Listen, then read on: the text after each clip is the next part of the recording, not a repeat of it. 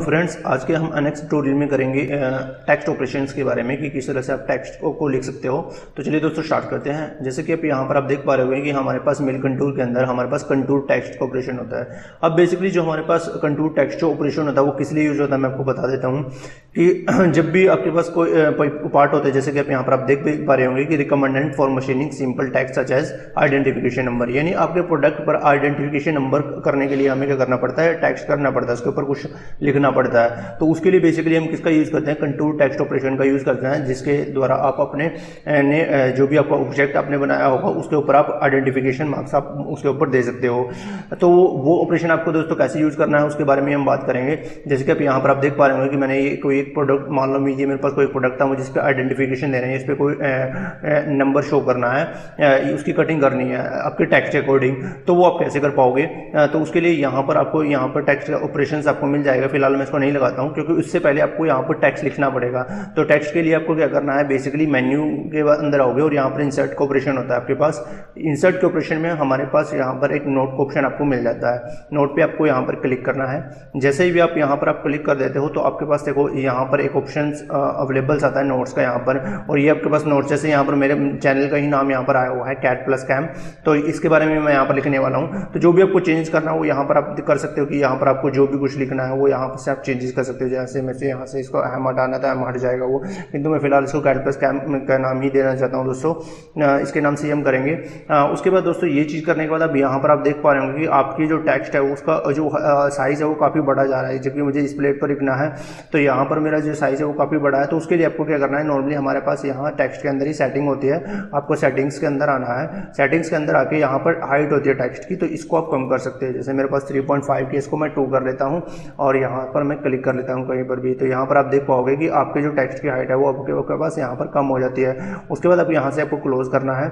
ये चीज़ क्लोज करने के बाद दोस्तों आपसे स्पेसिफाई लोकेशन के बारे में पूछता है कि कहाँ पर आपको क्या करना है, टेक्स्ट को रखना है। तो फिलहाल मैं यहाँ पर मेरे पास जो ये प्लेट होगी इसके ऊपर मैं लिखने वाला हूँ, यहाँ पर मुझे लिखना है। तो यहाँ पर मैं क्लिक करता हूँ, सॉरी ये यहाँ से मैं ऐसे करके और इसको हम यहाँ पर प्लेस करेंगे। ये आपको ये हमने प्लेस किया फ्रेंड्स। इस पर आपको डबल क्लिक करना है, तब आपके पास आप उसको प्लेस कर सकते हो। जैसे आप यहाँ पर डबल क्लिक कर लेते हो तो यहाँ पर आप अगर आप और कहीं टेक्स्ट लिखना चाहो तो वहाँ पर आप लिख सकते हो। तो फिलहाल मैं यहाँ पर लिखने चाहता हूँ। उसके बाद आप सिंपली यहाँ से प्लेस करने के बाद यहाँ से आपको क्लोज करना है। जैसे मैं यहाँ पर क्लोज कर देता हूँ तो यहाँ पर आपके पास टेक्स्ट आ जाता है। अब इस टेक्स्ट पे मुझे कटिंग करनी है, जैसे मेरे पास ये टेक्स्ट लिखा हुआ है सेम टाइप की मुझे कटिंग करनी है। तो उसके लिए आपको बेसिकली आना है क्रिएट ऑपरेशंस के अंदर, और यहाँ पर हमारे पास कंटूर टेक्स्ट का जो ऑपरेशन है उसको आपको लगाना है। तो इस पर आपको ओके करना है। कंटूर टेक्स्ट करने के बाद आपको यहाँ से ओके करना है। जैसे ही आप यहाँ पर ओके करते हो तो हमारे पास डिफरेंट ऑप्शंस अवेलेबल हो जाता है। तो यहाँ से सबसे पहले हम वर्क पीस जो हमने सेलेक्ट किया हुआ था उसको सेलेक्ट करेंगे कि ये मेरे पास ये पीस रहेगा, इसके ऊपर मुझे टेक्स्ट लिखना है। उसके बाद आप यहाँ से आप देख पा रहे होंगे कि हमारे पास स्पेसिफाइड ड्राफ्टिंग टेक्स्ट का ऑप्शन आता है। आपको क्राइटेरिया प्रोवाइड कराने की जरूरत नहीं है, आप डायरेक्ट टेक्स्ट के अंदर यहाँ पर जब जाओगे और उसको टेक्स्ट को सिलेक्ट करना है, जो भी टेक्स्ट आप लिखना चाहते हो। जैसे मुझे इसको करना था तो मैंने इसको सेलेक्ट किया, उसके बाद यहाँ से मैं ओके कर लेता हूँ। अब ये चीज़ ओके करने के बाद दोस्तों आपको पास यहाँ पर टेक्स्ट आपका सेलेक्ट हो जाता है। टेक्स्ट के बाद दोस्तों आपको क्या करना है, यहाँ पर आपको आने के बाद हमारे पास टूल्स मिल जाता है। टूल्स में आपको प्रोवाइड कराना है, तो यहाँ से आप क्रिएट टूल कर सकते हो, या फिर अगर आपने पहले ही कोई टूल बनाया हो, जैसे यहाँ पर मेरे पास पहले से टूल है, मैं इसको सेलेक्ट कर लेता हूँ। और ये मैं आपको दिखा भी देता हूँ कि जो आपके पास टूल होगा, आपको एक चीज़ ध्यान रखना है कि वो जो उसका निब होती है वो थोड़ा टेपर शेप में होना चाहिए, ताकि वो उसको अच्छे से आपके टेक्स्ट को वहाँ पर लिख पाए। तो यहाँ पर डायमीटर जो मैंने रखा हुआ 3 है, टेपर एंगल भी दिया हुआ मैंने 4 का, और साथ में टिप एंगल भी यहाँ पर मैंने इसको प्रोवाइड कराया हुआ। तो इस टाइप का हमारे पास टूल्स होगा। उसके बाद हमने यहाँ से ओके किया। अब ये चीज़ करने के बाद दोस्तों आपको क्या करना है, यहाँ पर आपके पास टेक्स्ट की डेप्थ आ जाती है कि कितनी डेप्थ तक आप करना चाहते हो, टेक्स्ट को आप लिखना चाहते हो, तो वो भी आप लिख सकते हो। तो फिलहाल मैं इसको इतना ही रहने देता हूँ और यहाँ से मैं अपने प्रोग्राम को जनरेट करता हूँ। तो यहाँ से जनरेट करने के बाद आपको क्या करना है, यहाँ से नो ऑप्शन है, इस पर आपको क्लिक करना है। तो इस तरह से आप यहाँ पर देख पाओगे कि वो आपके टेक्स्ट को यहाँ पर आपके प्रोग्राम को जनरेट कर देता है इस तरह से। अगर मुझे इसका टेक्स्ट की डेप्थ अगर मैं देखना चाहूँ तो यहाँ से हम वाई फ्रेम में जाएंगे। यहाँ से हम हमारे पास वाई फ्रेम का ऑप्शन होता है, इसमें आप यहाँ पर आप देख पाओगे, इजीली आप देख पाओगे कि आपके पास जो टेक्स्ट है वो कहाँ पर लिखा हुआ है। इस तरह से आपके पास दोस्तों ये कटिंग करने वाला है आपके टेक्स्ट की, और साथ में जो डेप्थ है वो यहाँ तक हमारे पास। अगर आप चाहो तो डेप्थ को इंक्रीज कर सकते हो। जैसे मैं यहाँ से 0.5 तक इसको इंक्रीज कर लेता हूँ, मैं 0.5 यहाँ रखता हूँ, एंटर करता हूँ, और यहाँ से करने के बाद मैं इसको प्रोग्राम को जनरेट कर देता हूँ। और फिर से इसको नो करेंगे तो यहाँ पर आप देखोगे कि आपके जो टेक्स्ट की डेप्थ है वो यहाँ पर आपके पास इंक्रीज हो जाती है। तो यहाँ से आप ये चीज़ कर सकते हैं दोस्तों। अब ये चीज़ करने के बाद आपको क्या करना है, सिंपली अगेन हम यहाँ से अपने जो एज का व्यू है, इस व्यू में हम इसको लेके आते हैं और साथ के साथ अब आपको क्या करना है, इसको जनरेट करना है प्रोग्राम को। तो यहाँ से हम क्या कर सकते हैं, प्रोग्राम को जनरेट कर सकते हैं। यहाँ पर आपके पास ये जो टूल के प्लंज टाइप एरिया है वो भी आप यहाँ पर आप लगा सकते हो कि आपका जो टूल होगा वो एंगेज कैसे करने वाला है।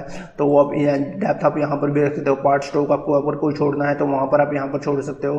क्लियरेंस आप यहाँ पर आप देख सकते हो।